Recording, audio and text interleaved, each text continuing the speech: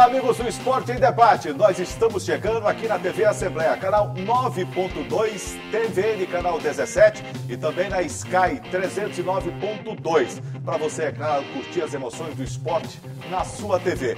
Olha só, o Esporte em Debate de hoje está imperdível e você vai ver. Sampaio perde para o Vitória no Castelão e luta contra o rebaixamento é realidade. Segundinha, Cortino vence o MAC. Timon e Tutu empatam no primeiro jogo das semifinais. Em jogo de 5 gols, Moto vence o Retrô e vai encarar o América de Natal na segunda fase da pré-Copa do Nordeste. Você vai ver ainda. Cruzeiro conquista vice-campeonato brasileiro de futebol 7 na categoria sub-11. E mais, uma reportagem especial sobre o trabalho de inclusão social do professor de jiu-jitsu, Mircos Freitas. Tudo isso e muito mais no Esporte em Debate, que já está no ar.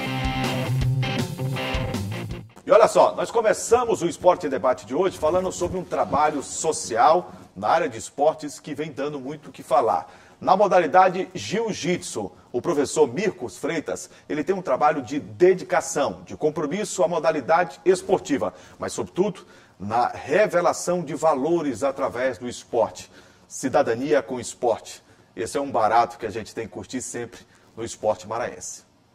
A estrutura é simples, falta material como quinômos e um tatame para que todos treinem ao mesmo tempo, mas é com muita vontade que Mircos Freitas se dedica todos os dias a mostrar possibilidades de grandes mudanças através do esporte. Faixa marrom no jiu-jitsu, Mircos aproveitou para ajudar crianças do Vinhais Velho, próximo ao Recanto dos Vinhais, em São Luís. Tem uma boa educação, uma boa criação. Aqui os alunos vão ter psicólogo, vão ter nutricionista, eles vão ter acompanhamento de reforço escolar. Nós temos sessão Netflix, que é sessão para criança todo sábado, para poder não estar na rua. Então tudo é gratuito, tudo é fazendo para que eles não estejam na rua, que eles façam esporte, que eles tenham uma vida mais digna, né? O professor coleciona medalhas no esporte. São quase 80 medalhas e na última competição, o projeto ficou em 4º lugar no São Luís Open de Jiu-Jitsu. A startup Deila, de empreendedorismo social, busca transformar a comunidade através de projetos gratuitos com aulas de reforço e esportes. Kelson dos Santos, de 11 anos, garantiu medalhas na categoria infanto-juvenil. Eu acho bom. Todo dia eu vim treinar. Nunca vou desistir, eu sempre vou batalhar. Wagner Monteiro, de 11 anos, e José Lucas, de 7, também garantiram medalhas na competição. Eu treinei muito para conseguir. Muito treino, muita categoria. O que significa um projeto desse aqui estar no bairro de vocês? Muito bom. O projeto Jiu-Jitsu para Todos atende crianças aqui do Vinhais Velho há pelo menos 3 meses. Mas esses pequenos atletas garantiram 13 medalhas em 2 competições. E mais do que títulos, o Jiu-Jitsu é uma virada de página na vida do idealizador do projeto. E agradecer a Deus, né, as pessoas também que estão nos apoiando, as famílias que também estão colaborando com a gente, eles também colaboram bastante. E a gente quer fazer mais, né? A gente está pedindo ajuda da comunidade. Eu vivo aqui, eu moro aqui, minha casa eu compartilho com a comunidade. A gente oferece outras atividades além do jiu-jitsu, vamos oferecer também o xadrez agora, mês que vem, vamos oferecer também o slackline. Então a gente quer fazer mais, né? E isso é o que é meu legado, isso que é meu propósito de vida hoje é essa. O projeto pode ser acompanhado pelo Instagram, @Deila. E quem quiser ajudar, pode também entrar em contato pelo WhatsApp, 98-983-56-7701. É um trabalho de inclusão social, né, gente? Através do esporte. A gente sempre aborda aqui no Esporte em Debate a necessidade de trabalhos como este, na área social esportiva. Estou ao lado do Gregório Dantas aqui. Tudo bem, Greg? Beleza, Jurinha. E é sempre muito bom estar com você no Esporte em Debate, viu, Greg? O mesmo. Para nossa felicidade. Greg, vamos junto, a luta é essa, né? Vamos lá. A luta continua.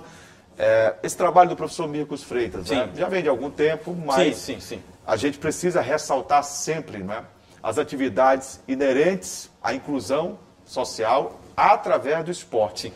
Se torna mais leve, a disseminação é mais rápida, né? Com certeza, a aceitação também na sociedade E quem dera que a gente tivesse em todos os bairros, em todos os municípios, os 217 que compõem o estado do Maranhão, trabalhos dessa envergadura, né? E com esse cunho social, né? Esportivo. É verdade, Juraci. Eu queria primeiro agradecer a nossa amiga, a produtora jornalista Ananda Fontinelli. Com certeza. Que esteve aqui nesse meu período de férias, né?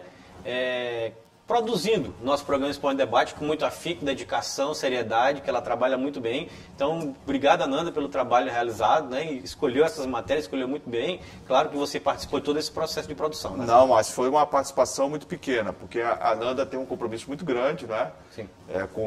Com a comunicação, com o jornalismo, e ela abraça as causas do esporte também, viu? Bem legal. De uma maneira bem interessante. Então a gente ficou muito feliz com o trabalho dela. É claro, pedindo que você pudesse voltar das suas férias com uma mente renovada, não é? Focada muito no trabalho, na espiritualidade, como você sempre faz. Mas a Ananda deu uma contribuição muito fantástica, como todos os profissionais aqui da TV Assembleia. Pois é, bacana. E aí, Julinha, falar um pouquinho do trabalho do Mircos. Eu entrei em contato com o Mircos durante, vamos botar assim, mais de um mês, né? E ele mostrando esse trabalho que ele faz junto com crianças do bairro do Vinhais, que é um trabalho de inclusão social, com crianças a partir de 6, 7 anos até adolescentes, participaram de um torneio aqui em São Luís. O Ismael até apresentou pra gente aí na reportagem, mas o foco mesmo do trabalho do Mircos não é apenas participar de torneios para ganhar medalha. O que a gente sempre fala aqui no nosso programa Esporte em Debate, Juraci, é a transformação social através do esporte, né? Que para mim é a coisa mais importante, né? Mais importante até do que a gente fala assim no esporte de medalhar. É mais importante crescer e crescer como pessoa, como ser humano. E é mesmo. Toda vez a gente fala sobre essas questões e traz esse debate aqui no Esporte em Debate. O Esporte em Debate é sempre esse programa que dá a oportunidade de uma visibilidade ao trabalho social, de inclusão, inclusive, dentro do esporte. Sim. E mostra a realidade de um trabalho que deve ser perene, Greg. Claro. Não deve ser de forma esporádica, não deve ser de vez em quando. Ele precisa ser constante. E toda vez que a gente tem um trabalho de inclusão como este, o resultado de subir ao pódio, ele é apenas uma consequência. Porque se você, através do esporte, forma cidadãos, de qualquer maneira, eles já estarão numa situação de campeões da vida. Sim, como Eu foi, penso assim. E claro, como foi o caso do Kelson, de 11 anos, que você pode acompanhar na reportagem do Ismael, do José Lucas, de 7 anos, do Wagner Monteiro, de 11 anos, que são, vamos dizer assim, crianças ainda, né, pré-adolescentes, no caso alguns, mas que já estão inseridos nesse processo de transformação social. O Ismael falou na matéria, mas a gente pode reforçar aqui no nosso programa Esporte em Debate, que quem quiser ajudar, contribuir de alguma forma com o projeto do professor Mircos, é só entrando no Instagram dele, que é o @Deila, DEILA, né? Você pode ajudar com qualquer quantia e também pode entrar em contato através do WhatsApp, que ele forneceu aí na nossa reportagem. Você pode entrar em contato no WhatsApp, que é o seguinte, é 98DDD, o telefone é 98356-7701. Bem legal mesmo. Né? E que o professor continue, né? Continue, Freitas, claro. dando essa contribuição para o jiu-jitsu, para o esporte. Para a comunidade. Mas sobretudo para a comunidade. Exatamente. Né? Depois do intervalo, o destaque para o futebol 7. O Cruzeiro é vice-campeão brasileiro na categoria Sub-11. Maranhenses conquistaram vários destaques no Campeonato Nacional da modalidade. Daqui a pouco a gente volta para falar sobre o futebol 7. Segura aí que a gente volta já.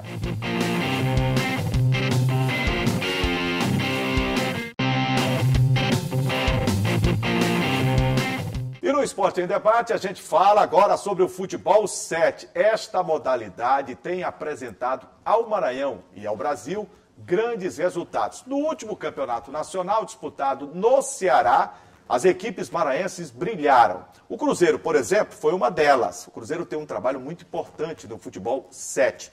Na categoria Sub-11, foi o vice-campeão brasileiro. Que legal, hein?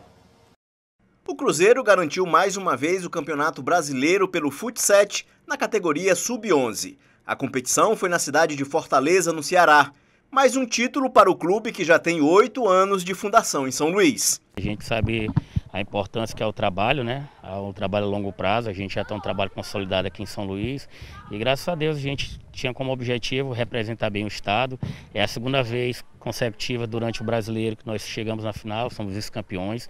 Para a gente é uma honra representar nosso estado e sempre alcançar nossos objetivos e oportunizar essas crianças. Os atletas treinam de 2 a 3 vezes por semana por quase 2 horas, o que não é nenhum desafio para um dos técnicos, o ex-jogador Everaldo Leite, que conduz os treinos. É um trabalho árduo, que os meninos se empenham junto com nós e com a diretoria, e chegar num feito desse, o resultado é maravilhoso, né?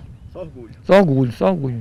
Ângelo Pietro é só orgulho. Ele foi eleito o melhor goleiro da competição. Incentivar mais para a gente conseguir buscar mais vitória, para ficar mais confiante nos jogos e pegar melhor, né? E evoluindo cada vez mais. Enzo Claudino fez 5 gols e Glauco Belfort 4. Também foram destaques na competição. Foi muito bom, foi muito proveitoso, não só para a equipe, mas para mim também. Consegui evoluir e fazer muitos gols. O mais difícil foi a final, pois o adversário é um pouquinho mais forte. E a gente só não foi campeão por causa que a gente estava muito afoito, não tinha calma. E não foi dessa vez, e na próxima a gente vai ser campeão.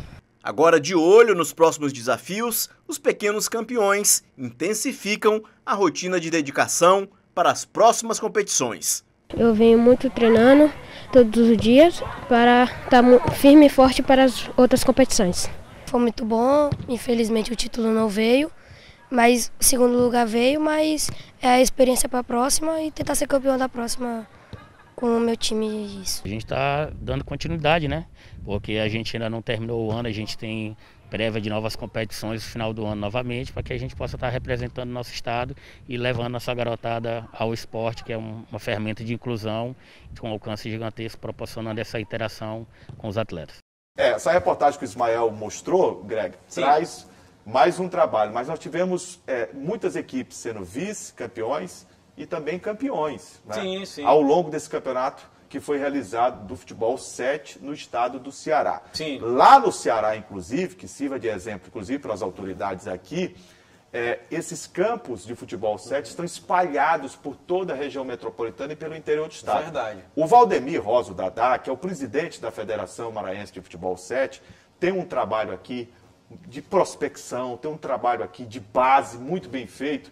E ele já havia demonstrado, inclusive, o projeto para que nós pudéssemos ter, pelo interior do estado, uma expansão do futebol 7, que é a modalidade hoje, uma das modalidades que mais cresce no território nacional, isso com certeza. Os resultados mostram, e se você observar o número de inscritos para as competições maranhenses aqui, a gente tem com certeza uma adesão muito grande para uma modalidade recente. É verdade, Juraci.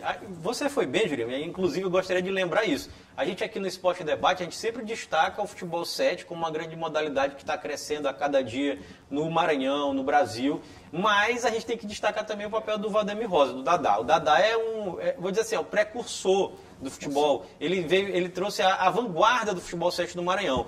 E lá no Ceará, você também lembrou bem, uma questão que o Dadá sempre traz e lembra aqui quando a gente entrevista ele aqui no nosso programa Esporte Debate, é que o futebol 7, a construção de campos de futebol 7, é uma política pública de Estado. Isso. Acontece lá tanto da Prefeitura de Fortaleza como da Prefeitura da cidade da região metropolitana, de Caucaia e das outras regiões ali dos arredores de Fortaleza, como também do governo do Estado. E é o que a gente cobra e o que o Dadá cobra diuturnamente também que aconteça aqui em São Luís e no Maranhão como um todo, né? Que o futebol 7 comece a ser uma política de Estado. A gente sabe que houve um investimento muito grande aqui no Maranhão, principalmente recente agora, Juliana, na construção de novas praças esportivas, de quadra, teve mesmo, mas não teve a construção de quadra de futebol 7. Isso aí realmente ficou a desejar. Que também foi a mesma crítica que a gente fez com relação à construção de pista de skate. A gente cobrava muito que fosse realizado construção de praças esportivas e tal. Algumas foram construídas, foram bem construídas, foram bonitas, mas poucas com a disponibilidade de pista de skate e nenhuma com de campo de futebol 7. Então fica aqui a nossa crítica pequena a respeito disso, cobrando, né, que as autoridades façam. Né? Construtiva, porque essa modalidade, o futebol 7, desde do Mirim, né, e hoje a gente tem sub-7, sub-10, sub-9, sub-11, que é o caso do Cruzeiro campeão, sub-12, né? E uma série de categorias.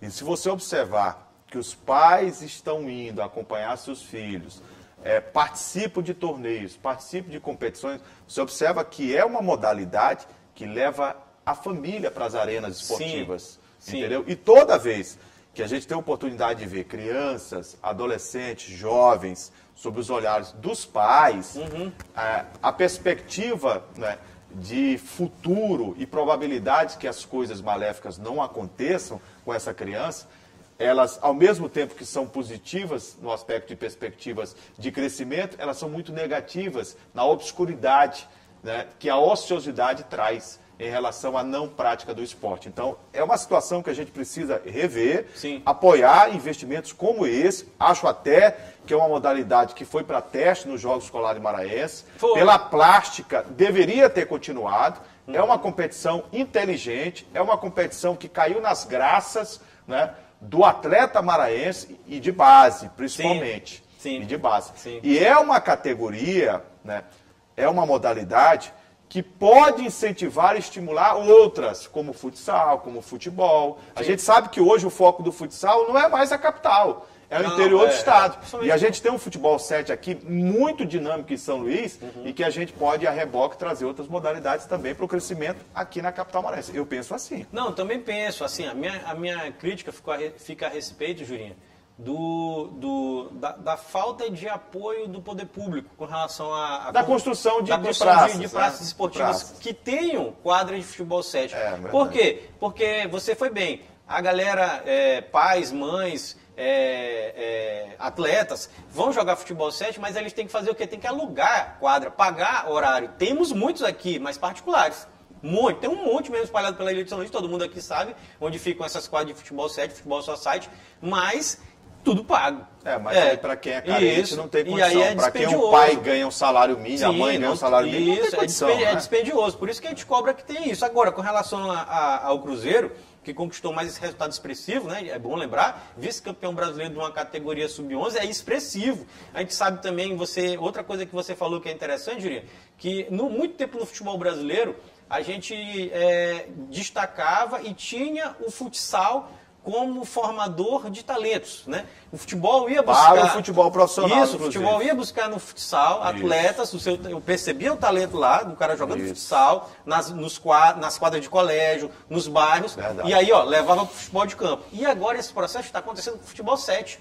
O atleta, ele é buscado, o olheiro enxerga o cara no futebol 7. Inclusive, eu recebi, isso aqui eu vou confidenciar com o nosso programa Esporte Debate, uma ligação do olheiro do Atlético Paranaense, porque queria observar os times de futebol 7 do Maranhão, que estavam jogando a Copa Cefama, estavam jogando a Copa Cefama, e ele queria olhar, eu quero ver como é que quero pedir o contato, eu até dei o telefone do Dadá para ele, para o Dadá intermediar essa conversa com o Atlético Paranaense, mas olha onde ele foi buscar, não foi no futebol de campo, foi no futebol 7, não foi no futsal, foi no futebol 7. Então, fica aqui nossa cobrança, né?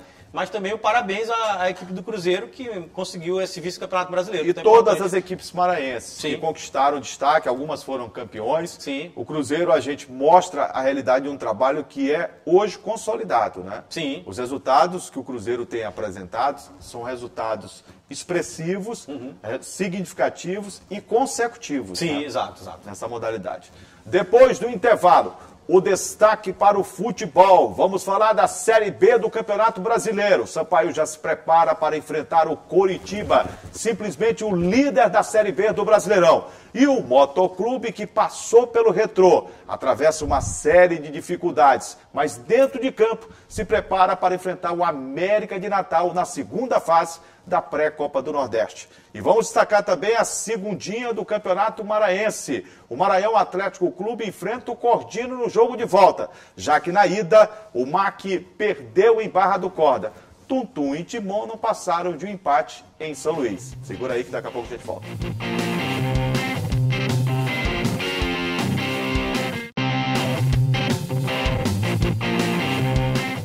Começou a semifinal do Campeonato Maranhense da Série B, a chamada segundinha, que valem 2 vagas para a Série A, primeira divisão no ano de 2022 do Campeonato Maranhense de Profissionais. Nas semifinais, o Maranhão enfrenta o Cordino de Barra do Corda. O Tuntum, que não é bem assim de tum-tum, enfrenta o Timon, que também não é de Timon. Eu já expliquei sobre isso, eu sei que é chato a gente ter que explicar e o torcedor compreender, mas a gente tem que dizer, não é, Greg? Tem, e ninguém entende. Ninguém entende, mas é assim mesmo. Mas né? na primeira semifinal, o MAC perdeu. Um gol de Kaká, o Cordino que escreveu, depois, né, da marcação de adiamento da rodada, que vai dar muito o que falar. Porque, Greg, o regulamento diz o seguinte, as inscrições para a segunda fase do Campeonato Maranhense vão até o último dia útil antes do jogo acontecer. Se o jogo é no sábado, o último dia é a sexta-feira. Sim. Só que a federação adiou.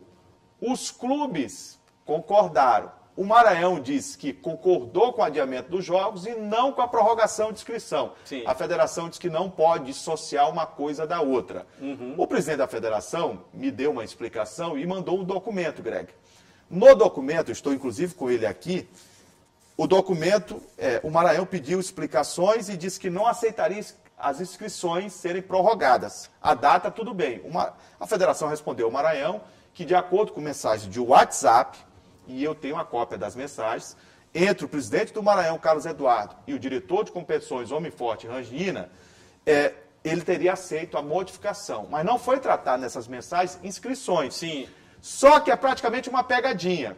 Porque se você adiar os jogos, você automaticamente tem prorrogado as inscrições. Claro, lógico. Não dá para dissociar uma coisa da outra. Isso. E aí o Maranhão entrou bem nessa. Não, o Maranhão Tá caiu nessa. Caiu nessa. Caiu nessa. Tá entendendo? É. Com o detalhe.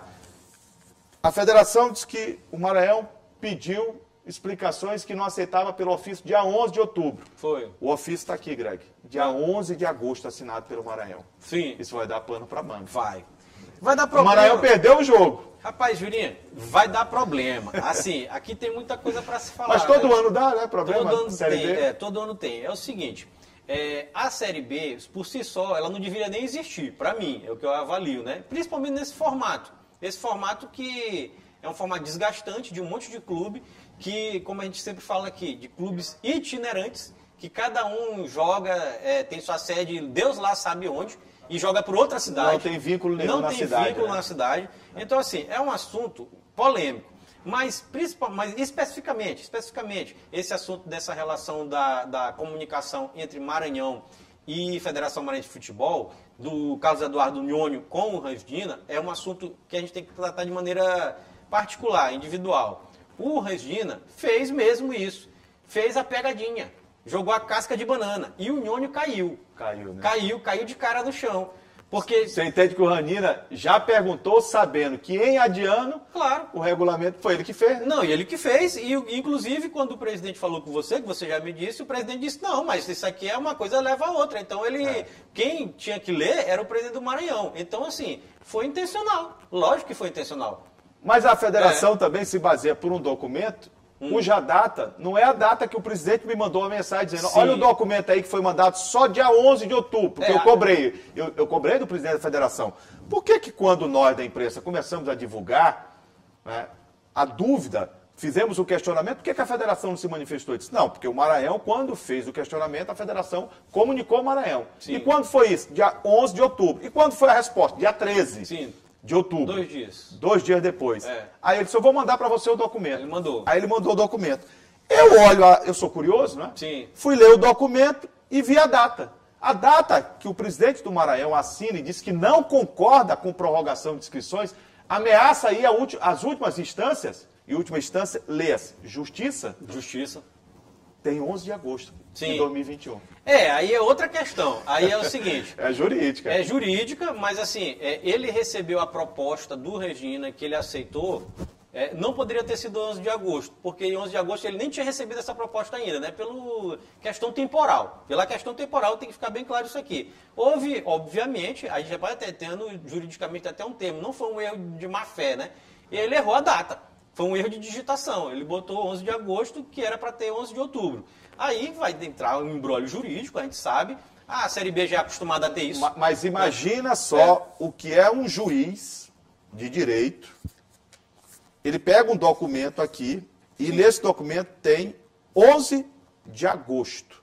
Sim. Se o Maranhão disser que realmente o Maranhão comunicou antes que não aceitaria, porque observa que o texto que eu li aqui para você, o texto fala, o Maranhão Atlético Clube não aceita prorrogação de inscrições. Está aqui. Sim. Então o juiz, olha, como é que ele vai de maneira subjetiva e ter que imaginar o que você pensou? Não pode. Não pode, ele vai decidir à luz dos fatos, dos autos do processo. Sim.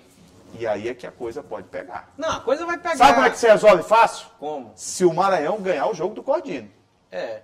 Porque aí se resolve. Se o Maranhão perder o jogo aí para o vai Cordino, ser judicializado. o Maranhão vai judicializar a competição. E E, tá ela certo. corre o risco de ser paralisada. Não, e tá certo. O Maranhão não tá errado. O Maranhão tá dentro do direito dele. Claro que tem um problema que o presidente do Maranhão não leu. Esqueceu de ler o regulamento. Ele não leu o regulamento, mas está dentro do direito dele. Eu acredito que quem está dentro do seu direito tem sempre que recorrer a isso, né? Tem direito de querer que seja cumprido o que está escrito. Mas ele não leu o regulamento. Ele não leu o Maranhão não escreveu nenhum jogador. Sim. Já o Cordino de Barra do Corda escreveu 4. 4. Desses 4, 3 atuaram. Quem que atuou? E o Tinho, Olha aí. meu campista, estava no 4 de julho jogando a Série D. Série D. Chico Bala Também estava lá. e mais o Edrean, Adriano. que jogou a Série D pela Juventude. Exatamente. Ou seja, ele aumentou o nível técnico da equipe muito e conseguiu essa vitória por 1 a 0. Quer dizer, uma decisão como esta desequilibra tecnicamente a competição. Não, ela desequilibrou totalmente, pô. E olha, o Regina jogou a casca de banana e eu não tenho medo de dizer que não, ele sabia. E inclusive o presidente da federação sabia também. E disse, quem não leu foi o presidente do Maranhão, foi o Nhônio. Ainda disse, a culpa é dele. Ele disse. Disse, a culpa é dele. Então assim, foi tudo intencional de caso pensado. Dos dois. Mas que coisa. E do cara que a gente sabe que, entre aspas, é o que manda na federação, o senhor Regina. Né? É ele, né? Porque o outro Américo, que por sinal é um cara gente boa e sempre acessível com a gente, ele assina. Né? Mas o Regina é que faz tabela, regulamento, liga pro presidente. Não foi ele que ligou? Ele que liga pro presidente. Ele que tratou com e não está em São Luís, pelas informações. E ele que trata essas coisas assim. Pois verdade. Greg, do jogo, isso aí vai dar muito pano pra manga. Vai. Do jogo, o Cordino ganhou por 1 a 0. Gol de Kaká, né? Gol de Kaká. O Maranhão teve uma oportunidade clara no final do primeiro tempo, não fez. No segundo tempo, Juninho Bolt e Yuri acabaram perdendo uma grande oportunidade, os dois numa mesma jogada. Sim. O Maranhão poderia ter empatado o jogo. Com o resultado de 1 a 0, o próximo jogo, o Maranhão ainda não comunicou se quer jogar no Castelão ou no Nilzinho Santos. Acho que no Castelão é mais interessante para o Maranhão, Campo Grande. E como esses jogadores chegaram agora para o Cordino, não sei fisicamente como é que estão. O Maranhão tem uma equipe hoje, tecnicamente, pelo que eu vi do jogo, com condições de reverter a situação. O campo lá estava muito ruim, prejudicou o Cordino de Barra do Corda, prejudicou o Maranhão Atlético Clube também, sensivelmente, gramado praticamente impraticável, viu, Greg? Sim. Mas você coloca num Castelão, você favorece a técnica. Quem tiver com mais condição técnica vai conseguir sobressair num jogo como esse. Porque o Castelão, o campo é bom. Aí só tem aquele problema da grama que a gente sempre diz, né? Que a grama é muito alta. Mas fisicamente o Maranhão está trabalhando há mais de um mês. Sim. Esses jogadores chegaram e tiveram que ir para o jogo. Exatamente. Assim, está marcado pelo menos a data, né? E o horário é sábado, dia 23. O Cordino joga pelo empate. Isso. Se o Maranhão vencer por 1 a 0, pênalti. Pênalti. Joga sábado, dia 23, às 13h30 da tarde. Aí fica com essa dúvida ainda, só para fechar se é Nilzinho Santos ou Castelão. No outro jogo, né, Jurinha? Foi um empate, né? Timon e Tuntum. Foi aqui em São Luís. Os dois itinerantes. Foi. Timon cedia seus jogos em São Luís, não em Timon. Sim. Você vê que outra coisa, né? Timon joga. Agora o jogo vai ser em Tuntum. O Tuntum tem a vantagem. Tem. Se empatar 0 a 0 lá, ele leva. Aí não dá para cravar favorito, não. É uma incógnita total. Né? Agora, com relação ao jogo do Cordino, não. Com relação ao jogo do Cordino, eu acho que o Cordino já passou a ser favorito. Pela questão da vantagem do empate. Só por isso. Você acha mesmo, Só por isso. Veja o Maranhão com condições e pelo que foi o jogo, tá entendendo? O Maranhão poderia ter saído de lá com empate. Poderia. Tá entendendo? Com empate. Agora, é claro que o Cordino boa. qualificou o seu time com esses 3 atletas. E é uma vantagem boa. Tu tem uma vantagem de poder empatar um jogo, é bom no jogo decisivo. Mas eu vou te falar, é o jogo da vida do Maranhão, né? Tem que ser, Se o Maranhão não passar pelo time do Cordino, o Maranhão não volta. Não volta. Para a Série A no ano que vem. Eu sei. E seria um desastre. Total. O Maranhão fica fora. É. E quem passar nesta rodada entre Tuntum e Timon, que jogarão em Tuntum, Mac e Cordino, que jogarão aqui em São Luís, quem passar já estará na primeira divisão, já subiu para o ano que vem. Quem passar já subiu, né? A gente tem que sempre destacar isso aqui. É claro que a tragédia total e absurda seria o Maranhão não conseguir passar, né? Porque é o grande time dessa competição. Ô Greg, trazer o destaque também da pré-Copa do Nordeste. Você sabe que o Motoclube passou pelo Retrô ganhando por 3-2. Foi. Jogo realizado aqui em São Luís. Foi. Né? O time do Imperatriz, que não pode jogar no Frei Fone da Badia, tem um problema lá passou pelo Fluminense do Piauí. E passou nos pênaltis. Empatou aqui e empatou e o jogo foi para os pênaltis. O jogo foi no sábado. Sim. O do Moto foi na semana passada. Isso. Né? Essas 2 equipes agora, né, o Maranhão Atlético Clube enfrenta o Moto enfrenta o América. Isso. De novo. Reedição. O América que existia a possibilidade de ter o foco ainda na Série C. Acabou. Na Série D, acabou sendo eliminado pela Campinense. Foi. E vai focar na Série de jogos aí da pré-Copa do Nordeste, não é? O jogo é lá, inclusive, já na quinta-feira, dia 21. Fora de casa, jogo único, né?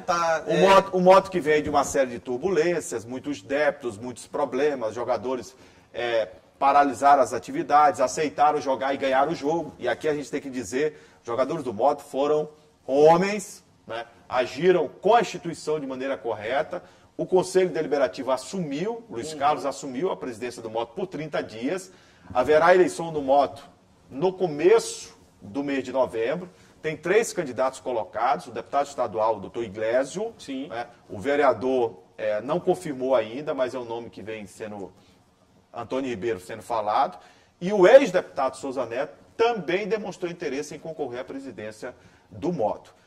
Confirmada mesmo até aqui a candidatura com vice já, o Eduardo é o vice, muito conhecido nas hortas rubro-negra, é o vice do doutor Iglesio. Sim. E o Moto mudou de técnico. Mudou. Quando o Moto passou pelo Retrô, no vestiário ainda, o Zé Augusto comunicou à diretoria que não tinha intenção nenhuma, em meio àquela turbulência toda, né? O Moto teve problema de alimentação. Teve de tudo. O Moto teve problemas para poder entrar em campo. E aí... Jogadores não queriam entrar em campo. Jogadores não queriam. No primeiro momento, não foi nem essa questão de não querer entrar em campo. Eles queriam que a diretoria fosse lá e paralisar as atividades. Mas os jogadores, o Márcio Diogo e os demais jogadores, eles entenderam que o Moto não tinha nada a ver com isso, a instituição. E para preservar a instituição, atitude de bom caráter. Todos eles, jogadores do Moto, eles resolveram ir a campo mesmo com 2 meses de salários atrasados de muitos jogadores. Porque se numa competição oficial um time pega um WO desse aí de não entrar em campo... está prejudicada a instituição. Prejudica a instituição Moto. A torcida vai sofrer muito. Aliás, prejudica ele dentro de campo em futuras competições, mas prejudica fora de campo historicamente. Mas assim, o Moto não entrou em campo bem aqui, vai ficar marcado para a história, uma vergonha. Pega uma punição da CBF. Pega a punição, como eu já falei, dentro de campo, pega a punição e prejudicaria historicamente isso. Seria uma mancha na história do Moto, né? Não participar. O que é legal é que o jogo não foi fácil. Sim. O Retrô é um time de investimento do estado de Pernambuco. E mesmo assim, o Moto superou todas essas dificuldades. Sim. E de forma briosa, ganhou o jogo por 3-2. E a gente chegou a estar vencendo por 3-1, inclusive. E a gente tem que destacar o seguinte, que o Retrô, para quem não sabe, é uma equipe de empresários muito forte, movida pela revelação de jogadores, que tem um objetivo fixo, firmado, de chegar à Série A do Campeonato Brasileiro. Um time que tem muito investimento, tem um CT muito bom, e não conseguiu passar do Moto com todos esses problemas. Né? O Moto superou o Retrô, vai encarar o América de Natal, e o Jurinha já foi bem aqui, o América de Natal está eliminado, a Campinense subiu para a Série C. O foco é na pré-Copa do Nordeste. O América de Natal está eliminado, e aí pode ser a revanche do Moto, né? Greg, eu tenho uma informação, e é uma informação de bastidores, que trago aqui para o Esporte em Debate. Os conselheiros do Moto, eles estão buscando, né, um entendimento entre todos para que eles possam voltar tem muita gente afastada e muita gente boa que não concordava com a diretoria atual. O Moto sempre teve esses problemas lamentáveis entre o Conselho Deliberativo e o Conselho Diretor. E alguns colocam-se à disposição, inclusive, para dar uma ajuda agora. Alguns desses conselheiros estiveram na sede, né, nesse final de semana, antes do embarque para Natal, no Rio Grande do Norte, conversaram com os jogadores e fizeram uma proposta. A cota do Moto é R$70 mil, a cota dessa segunda fase.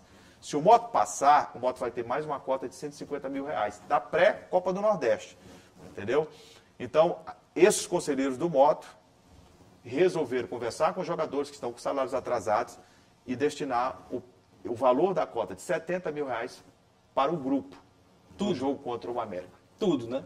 Tudo. É um investimento bom, é o que tem que fazer mesmo, tem que motivar esses atletas. A gente sabe que é um jogo muito difícil. O América de Natal provou até ser mais time do que o Moto já dentro de campo, a gente não tem dúvida disso, a gente até falou isso aqui diversas vezes, debateu sobre esse tema, né? Mas o Moto se superando, motivado, tem condições sim, um jogo único de passar da América de Natal, e é o que a gente torce, né? Que Com aconteça. certeza. Com muita fibra, com muita garra, né? Isso, é jogo único. Com relação ao Imperatriz, Juliano, que eliminou o Fluminense nos pênaltis aqui em São Luís, o Imperatriz vai pegar o Botafogo da Paraíba. É muito difícil, muito complicado. Isso, né? O jogo está marcado, é quarta-feira agora, dia 20, em João Pessoa. É verdade. Série B do Campeonato Brasileiro. O Sampaio Corrêa, depois de uma grande vitória diante do Vasco da Gama, não repetiu a boa atuação diante do Sport Clube Vitória da Bahia.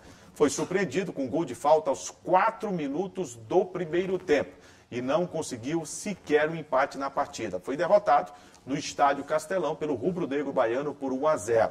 Ô Greg, o Sampaio tem 40 pontos. Tem. A luta é para permanecer na Série B do Campeonato Brasileiro. Não adianta matematicamente a gente falar em qualquer outra possibilidade, não.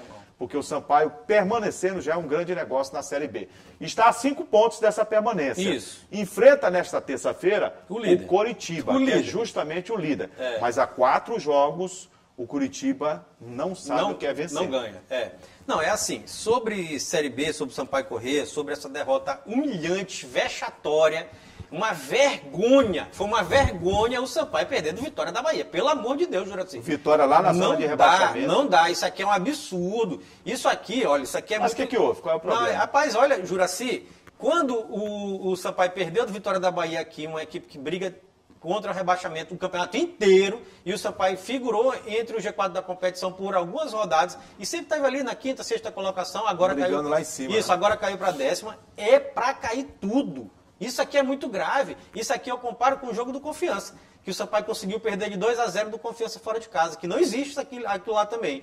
Não pode perder a vitória aqui, pô. É absurdo. E o Sampaio não jogou nada. E outra coisa, o time do senhor Felipe Surian, eu já venho dizendo aqui há muito tempo, inclusive quando jogou muito bem contra a equipe do Vasco, mas claro, houve uma superação de todos os atletas no momento... Jogou no limite, Isso, né? Jogou no limite. Houve, claro, uma superação brutal, absurda, mas tem uma coisa que tem que ficar claro aqui, tem que ficar uma coisa que tem que ficar marcado. O Sampaio é muito pobre. O Sampaio não tem criatividade nenhuma. O Sampaio só tem uma jogada e explora a bola para Pimentinha do lado direito e seja o que Deus quiser. Não, mas tem um detalhe em relação ao Pimentinha. Pode ser reduzido a isso.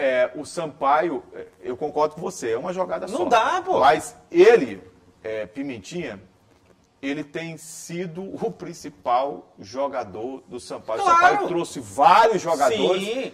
E aqui a gente precisa fazer uma separação.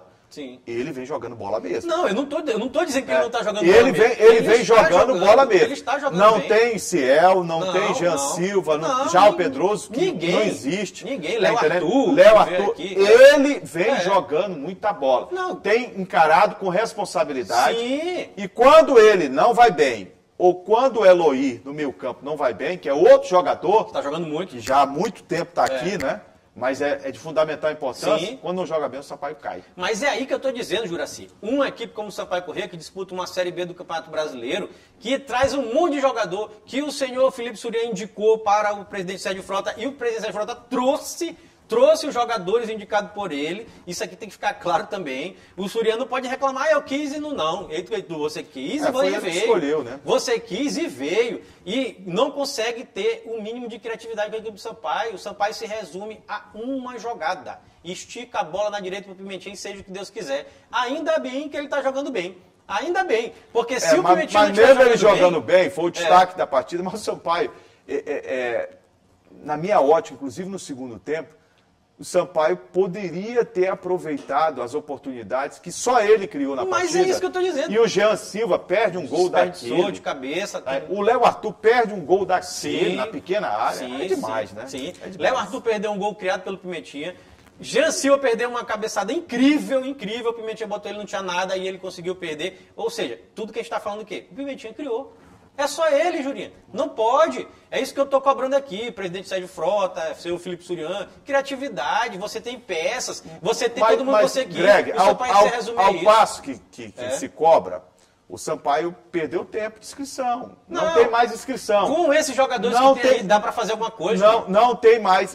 Mas o Felipe Surian vai fazer isso? Mas era para ele fazer. Mas eu acho que ele não tem a mínima condição. Ele não tem condição, então ele é incompetente. Não pode estar dirigindo o Sampaio. Pois é. É isso que ele deveria ter sido substituído. Eu, por exemplo, entendo que o momento agora de substituição é complicadíssimo. Claro. Porque um técnico que chegar, ele vai mexer em quê? Ele vai ter que jogar. Ele vai lá dentro do grupo tentar encontrar. Ele vai mexer na estrutura de jogo. Ele pode. Sim. Mas os jogadores vão ser esses. Mas ele já é um álibi para ele dizer o seguinte: ó, teve um tropeço. Ele vai dizer, mas eu estou jogando com um time que não foi eu que montei. Sim, mas é isso que eles vão dizer. É isso que ele vai dizer. Claro, óbvio. Então, o Sampaio, na aposta do Felipe Surian, se mantiver o time na segunda divisão, agradece no final de novembro. Sim. Vai embora e acabou-se. Eu já falei sobre isso. Agora, no momento é esse. Eu vejo que o torcedor, antes do jogo contra o Vasco, tira Felipe Surian, tira. Como é que você vai trazer um técnico? A gente tem que analisar esse fato. Trazer agora. Eu acho que antes do jogo contra o Brusque, quando o Sampaio perdeu para o Confiança, aquele ali era o momento. Juraci. Ali era o momento. Perdeu para o Confiança, tem que sair. Tirar o técnico. Não podia, Juraci. Era bem ali. Mas aí continuou, perdeu o prazo de inscrição. Perdeu. Como é que um técnico vai chegar aqui, como é que você vai mudar toda uma estrutura de um trabalho com uma equipe que não é da tua confiança? Não, agora não dá mais. Eu estou dizendo assim, agora não dá mais. Mas Agora a gente tem que torcer para que o Sampaio consiga esses 5 pontos. Sim. Que é perfeitamente plausível. Pode ser, sim. O Sampaio conquistar. Se o Sampaio não conquistar, é um desastre. Total. Não, assim, ó, o Sampaio tem nesse momento 40 pontos, está na 10ª colocação. O Curitiba é o líder, perdeu, né, no final de semana pro Vasco da Gama. Tem 54 pontos.